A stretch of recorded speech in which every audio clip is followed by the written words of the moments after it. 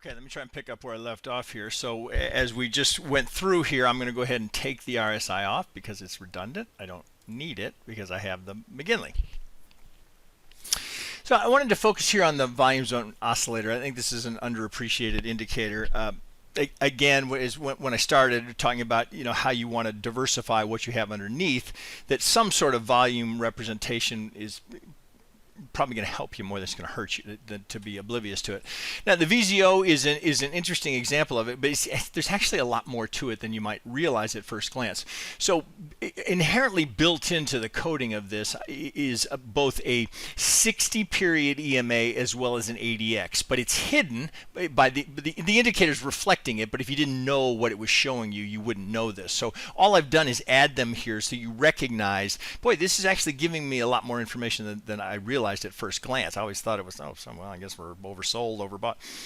Okay, so we have a couple of important levels in the VZO. There's the 40 to 60, and we will see at times it'll go beyond. It can go 80 to 100. So, I mean, that's the range that we have here. But it's not like, whoa, God, we never go outside of these. So here we see it both on the upswing, on the lower swing. We get outside of 60, and then you can see it go to 80 to 100. So just knowing that here, right, this is the extreme high of the day and the extreme low of the day, we get outside of the 260s. But there's more to it than that, because what you're seeing here, so I've got on the chart here, I've added to this. We still have, as we're looking, we got Devil's Friend, we got the McGinley, right? So we get 2 times the ATR, and I have the RSI trending or not trending. Now, I've got just a simple. This is just the Ninja ADX on it, and that's just the Ninja ADX and the Ninja EMA that's on here. I just put it in white so it'd be easy to spot here. So that's a 60 period, right? 60 period EMA. Now, what the volume zone oscillator is showing us here, because it's using not just volume but price and prior price. As it does these calculations, it's not. I mean, you're showing you look it up, right? The formulas, you can just Google it and find the formulas. That's not so much what I want you to focus on. It's just understanding what it's communicating to you. So as we look here, out of the chute here, as the day is starting here, the ADX is just getting warmed up, right? So what we start to get, and here's a great example of it here. Let me reset this so we can see it a little bit better.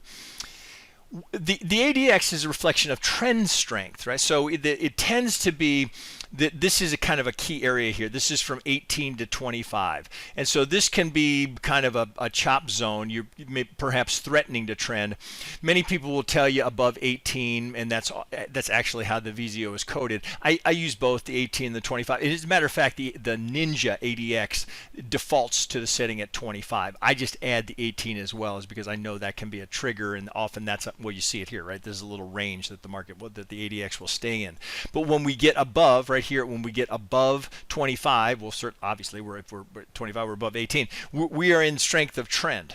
Now, in this particular case, the uptrend here, interestingly, and it doesn't have the same range, doesn't go as far, right, as the downtrend, right, with the ADX in terms of strength of trend. Now, here you're thinking, whoa, that's a major trend, right, because you don't have the context, you don't have anything to compare it to. So you're looking here, whoa, yeah, it's a good-looking uptrend, right? Look, again, VZO. Well, so what we want to notice here is that when the VZO goes above 15, right, we turn green here, a couple of things are happening. One, the ADX is now trending, and we are above the 60 period EMA. Right, so that's the color coding here, is giving you some guidance as we consider, well, how strong is that trend? Well, now of course, again, we looked at this earlier. When we get up here, boy, if we're just going to keep ripping higher, when this starts to weaken, where's the next leg? Oh, come here. If we're going to do this and retrace, where's that? Right, it doesn't come. We can't even, again, we looked at this before, right? So no, we tag the 60. Right, we can't, and then we go run into the McGinley. Right, now the RSI starts to trend, which is what McGinley's showing us. So we can't even break two ATR here. Right, now here, just massive, right, volume divergence here in the VZO. Right, just whoa, oh shit, come here. Where are all of my buyers? Where are you guys? Where are you? Right, it's rip roaring up day. Where's the buyers? And I know, right, it's always easy in hindsight, but that was kind of screaming at you. Well. But look, I know, yeah, it's a little hard there with the volume profile. Shit, maybe I can take that off. Let's get that. Yeah, there we go. Okay, so you're right there. Oh, where are they? what happened to my trend? Well, now you could maybe talk yourself into thinking, oh, okay, well, it's just the retrace, right? So thus the trend is weakening. Oh, we're coming to the 60, Oh, oh, oh, we're well below the 60. Now, but you got to understand with the RDX, this doesn't mean the prices are going up. That means the strength of the trend is increasing. In this case, right, it's now a downtrend. Just like here, when we got on the other side of the 60 and we got on the other side of the 15 and the VZO goes green, I know I'm trending.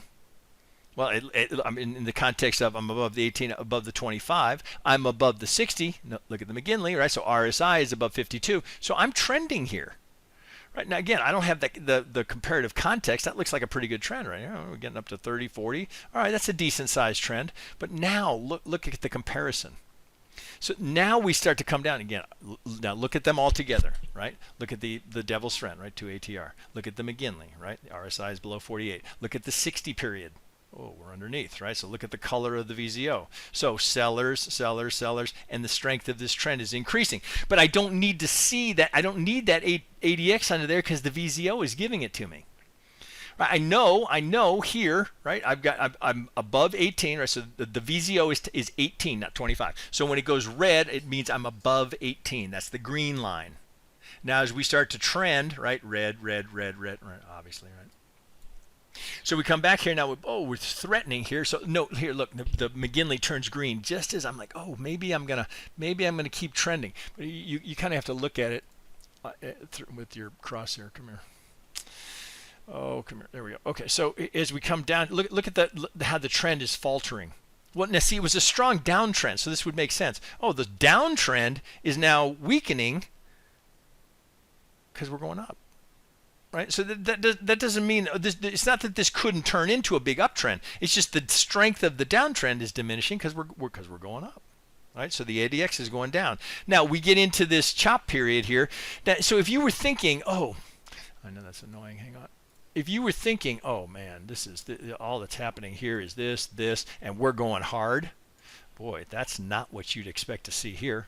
And even if you didn't have that because you don't need it because the VZO is going to be showing it to you, boy, where's my ADX trending higher? Right, not there. Right, we're well below here. Right, so you have, and well, again, look, where's the 60? We're well below. Where's the McGinley? Right, RSI is below 48. We got into this chop zone here. But now, here's the little struggle here. This is the chop zone here. Literally, you can see it chopping. Okay, now look what's happening to the ADX. Starting to trend. Right, we're above 18. Right, that's when the VZO goes green. Now we get above 25. Now I've got strength of trend here. Oh, all of a sudden it's a big kick here. Right, big kick. Right now, this one is so high that it kind of distorts it to your eye because that would be a nice little trend right there. If you didn't have the monster in the middle, right? It's compressing it a little bit, right? So it doesn't look as big as it actually is. But this is this. Oh, let's get an arrow here. I mean, this right here, this is a pretty nice little trend, right? Look what that relates to up above, right? That's a nice trend. Right, trending. Look at the VZO, right? Trending, right? Buyers are in control. Look at the 60. Look at the McGinley. Look at the devil's friend, right? So you've got all of these things screaming at you. So the one thing that you might be frustrated here, thinking, damn it, give me a retrace. I want to get in, right? Just give me a pullback. Give me a 2 ATR pullback. It doesn't give it to you. But the one thing that you absolutely, I mean, literally, the chart is screaming at you. Oh my God, don't sell it. Don't sell it. And if you you weren't using some of these tools, right? That's the first thing you'd be thinking. Oh man, we're gonna go down. It's Friday. We're gonna go down hard into the close. Negative, right? Nothing here saying sell it. Nothing.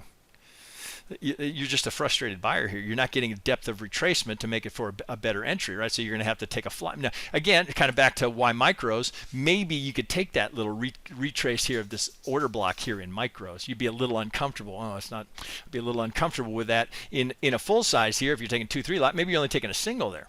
But again, right, all of this is, oh, hey. Again, Just in your mind, where's the McGinley? Okay, that means the RSI is trending higher. What's going on in the VZO? Oh, we're green. Oh, where's the 60, right? Oh, well, I don't have a 60 on mine. I just have the McGinley. You don't need the 60 because the 60 is reflected down here. What's happening with the ADX? Well, where am I? What color am I? Right? Do I need that? I don't need it, right? Because it's here. But it might be useful to you to have this initially while you're kind of getting used to working with a VZO. Right? I mean, you don't have to use ours. There's just if something. Again, it doesn't have to be a VZO. It just has to be something to give you some insight into what's happening with the volume. It doesn't have to be an ADX, right? Whatever you'd like to. I mean, the RSI trend, right, can be enough for you. Some things to think about. Okay, guys, I guess that's probably enough there. Okay, so maybe a few things. It's not so much about any one indicator, but just maybe a few things that would be helpful to you in terms of how you're approaching the market and some of the hidden benefits of some of these tools that you may not recognize that were right there the whole time. All right, guys, hope that's helpful to you. Have a good one, and we'll catch you on the next time.